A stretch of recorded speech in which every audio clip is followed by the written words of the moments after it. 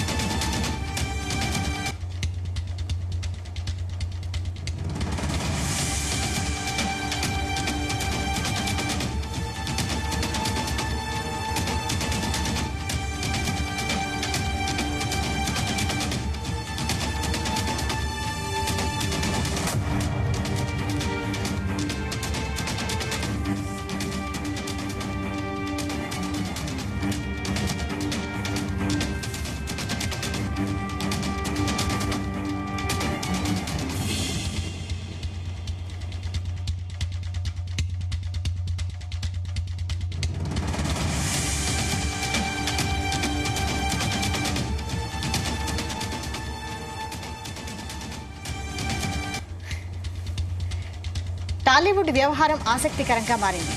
Nandamuri బాలకృష్ణను guild నిర్మాతలు కలిశారు.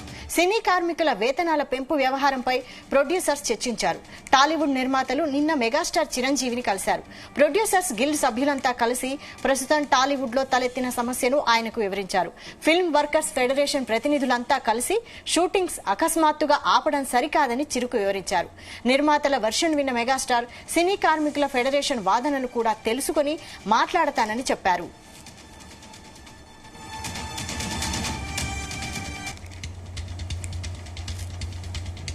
Telugu film federation 2022లో చివరిసారిగా వేతనాలు సవరించారు. 3 ఏళ్ల వ్యవధిలో 30% వేతన పెంపు ఒప్పందం ప్రకారం అమలు చేయాలని డిమాండ్ చేస్తుంది.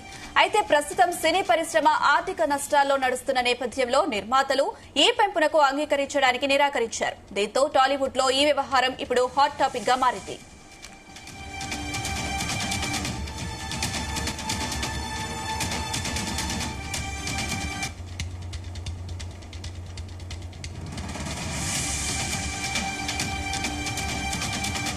టాలీవుడ్ వ్యవహారం ఆసక్తికరంగా మారింది. నందమూరి బాలకృష్ణను గిల్డ్ నిర్మాతలు కలిశారు.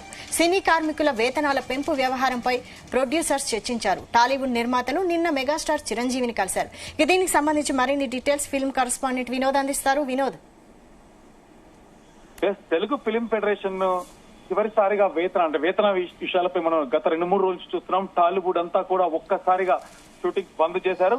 దాదాపు ఇది ఒక ఆసక్తికరంగా మారింది. ముఖ్యంగా నిన్న మెగాస్టార్ చిరంజీవితో గిల్డ్ సభ్యులంతా కూడా సమావేశం, ఒక మీటింగ్ ఏర్పాటు చేసుకుని సమావేశారు. మొత్తానికి దాంట్లో కూడా చిరంజీవి దాదాపు ఒక 2-3 రోజుల గడువు తీసుకొని మీరు అంటే ఇది నిర్మాత మండలి అవ్వచ్చు, ఫిల్మ్ ఛాంబర్ అవ్వచ్చు, అలాగే ఫెడరేషన్ సభ్యులంతా కలిసి మరొకసారి ఒక మీటింగ్ పెట్టుకుని ఒక క్లారిటీ తెచ్చుకోండి అంటూ కూడా చిరంజీవి చెప్పడం జరిగింది. దాదాపు ఏది ఏమైనా 2 రోజుల్లో ఇష్యూ క్లోజ్ చేయాలంటూ కూడా చిరంజీవి సూచించారు. అయితే రోజు రోజుకి నిన్నటికి ఎవరికి కూడా చాలా ఆసక్తికరంగా మారుతుంది. ఇవాళ కొద్దిసేపటి కిందటే మనం విజువల్స్ లో చూస్తున్నాం. హైదరాబాద్ లో ప్రసాద్ ల్యాబ్ లో అంటే గిల్డ్ నిర్మాతలు కూడా ఏం చేయాలో ఏంటో అని తెలియక సతమతమవుతున్నటువంటి తరుణంలో కొద్దిసేపటి కిందటే హైదరాబాద్ ప్రసాద్ ల్యాబ్ లో ఉన్నటువంటి అఖండ 2 సినిమాకి సంబంధించి డబ్బింగ్ కార్యక్రమాలు చేసుకుంటున్నటువంటి నందమూరి బాలకృష్ణని కలవడానికి అయితే ఇక్కడికి కొద్దిసేపటి కింద నిర్మాతలు అయితే వచ్చారు.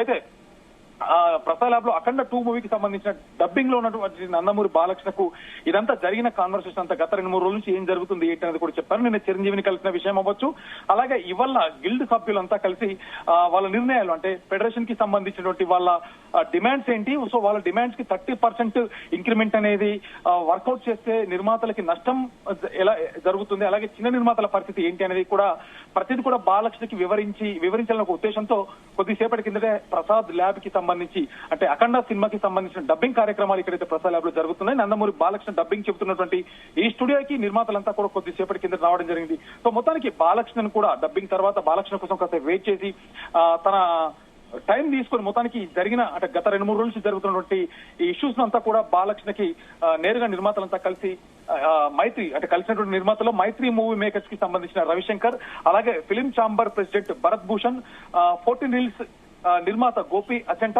అలాగే దామోదర్ ప్రసాద్ కూడా కొద్దిసేపటి కింద కలిశారు. ప్రస్తుత పరిస్థితులన్నీ కూడా బాలకృష్ణకు వివరించారు. So film federation demands, active producers guild నిర్ణయాలను వీళ్ళు అంటే ఒకరికొకరు అంటే వీళ్ళ అభిప్రాయాలు, అలాగే వాళ్ళ అభిప్రాయాలు, వాళ్ళ డిమాండ్స్ మరియు వీళ్ళ నిర్ణయాలు ఏంటనేది కూడా బాలకృష్ణకు వివరించడం జరిగింది. అయితే నిర్మాత మండలి సెక్రటరీ ప్రసన్న కుమార్ కూడా బాలకృష్ణతో అంటే ఏకాంతంగా దాదాపు ఇదే ఇష్యూపై గత 2-3 రోజుల నుంచి ఇటు గిల్డ్కి సంబంధించిన అంశాలను, అలాగే ఫిలిం ఛాంబర్ కి సంబంధించినటువంటి అంశాలను, మరొక పక్క ఫెడరేషన్ కి సంబంధించిన ఈ ముగ్గురి డిపార్ట్మెంట్ కి సంబంధించినటువంటి అంశాలు పరిగణలోకి తీసుకొని ప్రసన్న కుమార్ నిర్మాత మండలి సెక్రటరీ ప్రసన్న కుమార్ కొద్దిసేపటి కింద బాలకృష్ణకి అయితే వివరించడం జరిగింది.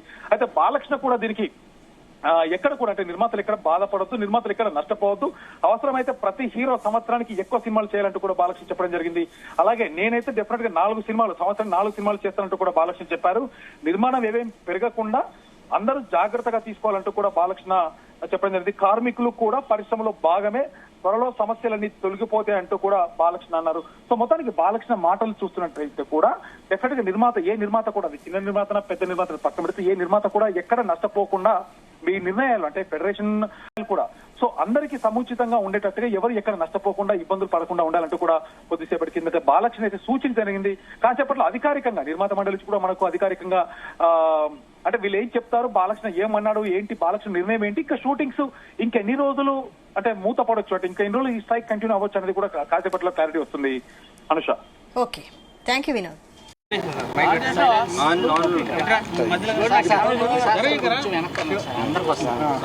ఓకే సార్, చెప్పండి సార్.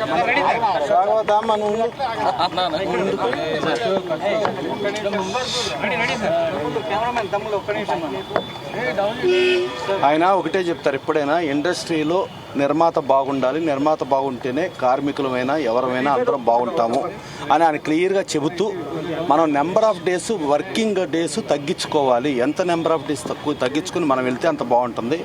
యూనిట్ కూడా అవసరం లేని ఎక్కువ మందిని మనుషులను పెట్టుకుంటాం కాకుండా ఎంతమంది అవసరమో అలా పెట్టుకుని ఇచ్చేసుకోవాలి. ఇవాళ ఇండస్ట్రీ ఉన్న పరిస్థితుల్లో డెఫినెట్గా ప్రతి ఒక్కళ్ళం కోఆపరేట్ చేయాలి. ఈ కోఆపరేట్ చేసే ఇదిలో నేను డెఫినెట్గా ఇండస్ట్రీ పరంగా నిర్మాతని ప్లస్ అందరినీ బాగుండేట్టు నేను చూసుకుంటా. నేను కూడా సంవత్సరానికి 4 సినిమాలు యాక్ట్ చేస్తా.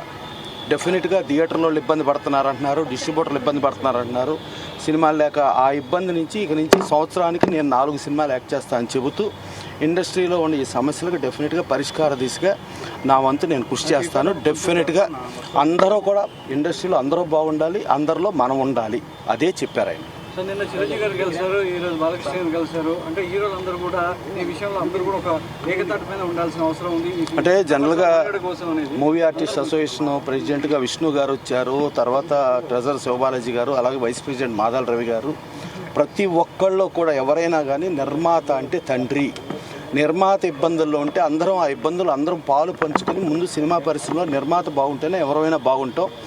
నిర్మాతను కాపాడుకోవాల్సిన బాధ్యత ఉందని ప్రతి హీరో ప్రతి ఒక్కళ్ళు ఫీల్ అవుతున్నారు. ఫీల్ అయ్యి ఈ సమస్యకి ఎంత త్వరితంగా సమస్య పరిష్కారం అయ్యి మళ్ళీ అందరం ప్రశాంతంగా ముందుకెళ్ళటానికి ఇచ్చేయాలి. దానికి ఎవరెవరి అవసరాలకి ఎవరెవరు హెల్ప్ చేయాలన్నా మేము అందరం చేస్తాము.